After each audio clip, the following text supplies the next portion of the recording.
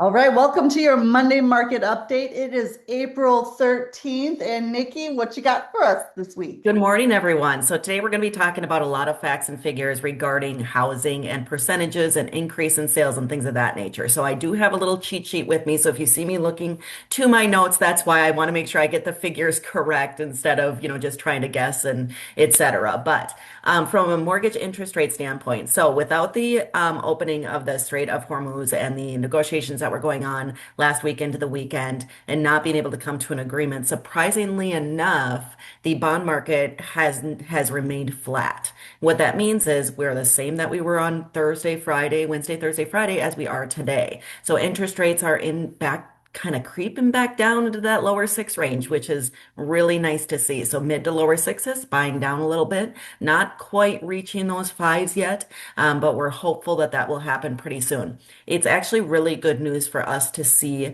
a flat market right now, given all the things that are happening in Iran and that situation. It's good because the market is basically saying either A, it feels that there's going to be a resolution at some point soon, or B, that the other factors, things like unemployment, et cetera, are really playing into it and saying, you know what, these are putting downward pressure on rates, which is negating the volatility from the Iran situation. Interestingly enough, I was on a podcast presentation with Barry Habib late last week. He's really one of the best mortgage experts as far as predictive interest rates, as far as giving you updates on the market. That is really out there. It's where I get a lot of my resources. And he was talking about the relationship between oil prices and recession and mortgage interest rates. Now, keep in mind, I'm going to preface this by saying that oil prices, et cetera, do not directly affect mortgage interest rates, but there is a correlation just in the history of time and what has happened. So basically, to keep the kind of summary and to keep it short, when we have a conflict over oil or any sort of war over oil, when that conflict starts, if the price of oil per barrel increases 100% from the time that conflict starts to any time during that war or that situation, 100% of the time in history, that increase has resulted in a recession in the economy. When a recession in the economy means lower mortgage interest rates. It means that the Fed has no choice but to drop their interest rates, which again, Fed rates do not mean mortgage interest rates, but they do have a heavy correlation. So in other words, when this conflict started, oil was at $60 a barrel. If oil gets to 120 and stays there for, a little bit of time, what that will do is force us into a recession, which will then lower mortgage interest rates.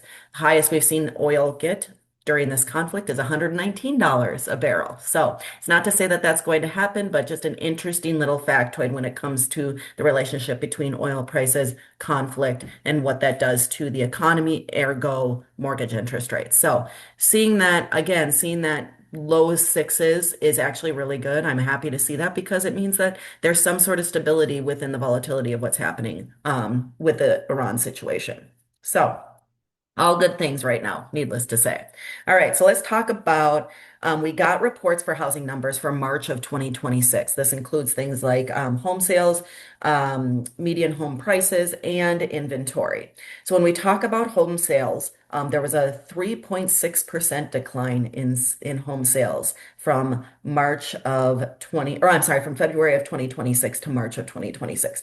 That was actually a sharper decline than estimates were predicting. They were predicting a 1% decline, but there has been a decline in the home sales, mostly attributed to the volatility in the market and the mortgage interest rates increasing and people really slowing down their searches. To bring that down to a one-on-one level, my personal experience has been that there has been a decline of people wanting to really get out there and actively search for homes. When I check in with them, they're saying things like, I think we're going to wait for the market to settle down a little bit, or I think we're going to wait till the summer to see what mortgage interest rates do, things of that nature. So if you do hear those things from your buyers, or your homes are just not getting the showings that you would expect them to do on your listings, it's probably because of that just overall decline. It is not you specifically.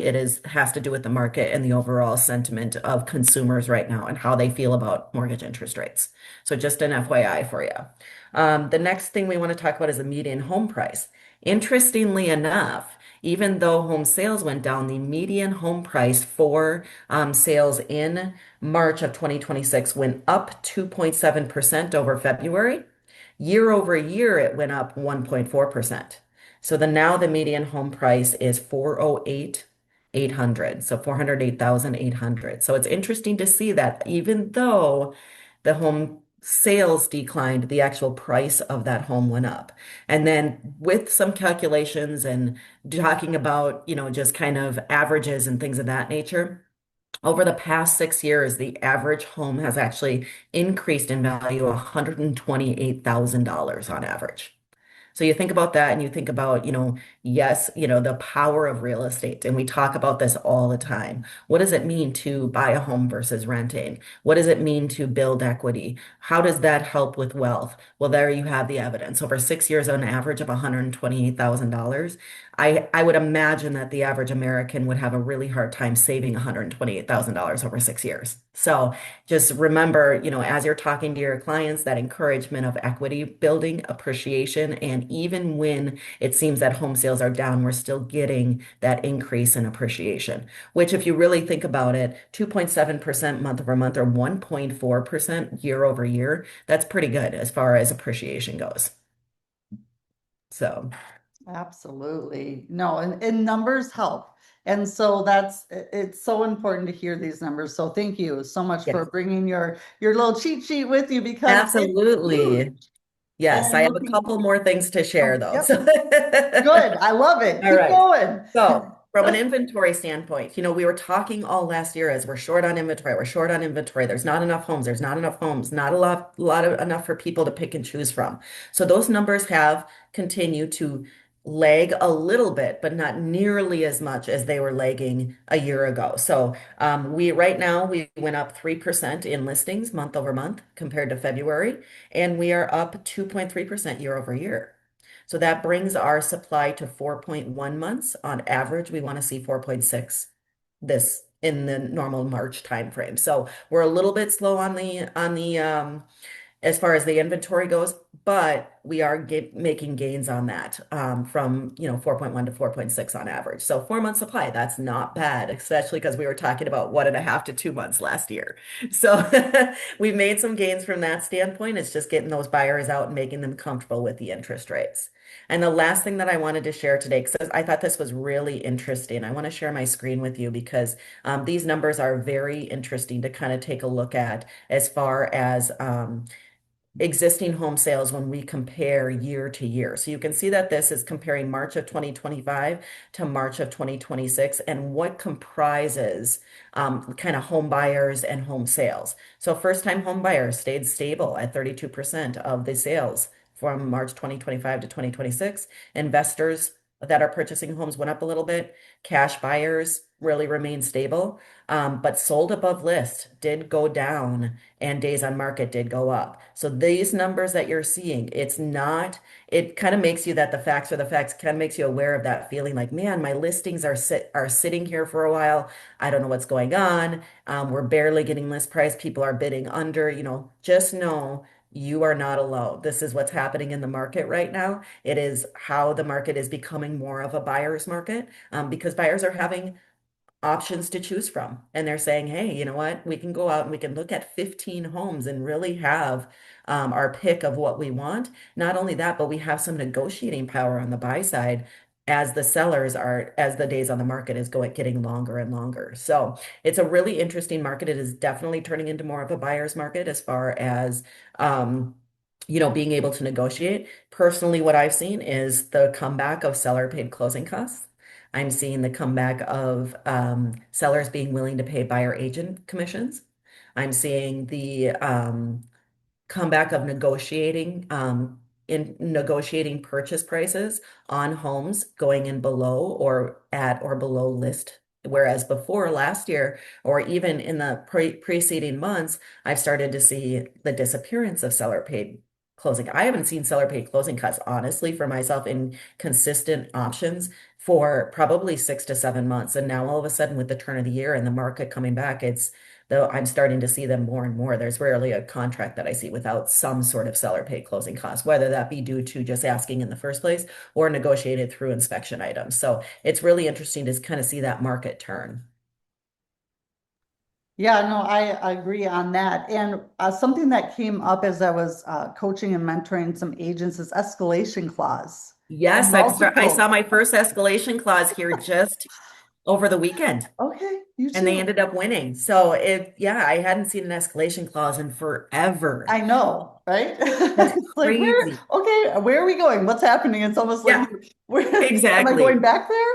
I know, escalation, so the reality is like if you do have a sale of a home, a Mhm, good product that you put out there, and the price is right, I've seen multiple bids, multiple, situations. I mean, it's kind of like in that sweet spot, mhm, people have an appetite to buy. And then if you are above or below, if you're above that sweet spot, it's going to take a little while for that home to sell. mhm, I know that's happening in Minnesota. In the Arizona market, not a lot of multiple offers right. and not a lot of seller paid. So it's a little bit different down here than it is, where else, we would lend as far as where I have my personal pulse on the market, Mhm. where I do a lot of consistent business. So it'll be interesting to see. It will be. And it's almost like, oh yeah, a reminder, everyone, you can still use those even though we're not in that area where we were, or appraisal gaps. I had someone ask about that as well. So it's a little bit of a flashback to, Yes. 2021. However, yeah, reach out to Nikki if you need to brainstorm with your buyer and different things you could be doing.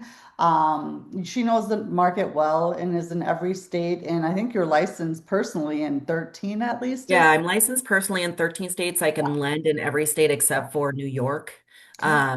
just because they have some weird laws in New York as far as Yeah. lending goes. But other than that, I mean, I can lend in pretty much every state, and am licensed, like I said, in personally 13 or 14. I can't remember what the number is right now, but Amazing. Love it. yeah. So if you have questions, you want to talk more, I know you put that graph up for anyone that's listening on the podcast. Reach out to Nikki if you want to know those numbers more or have a really good understanding of what's up over what and why. So where Yes. and how do they get a hold of you?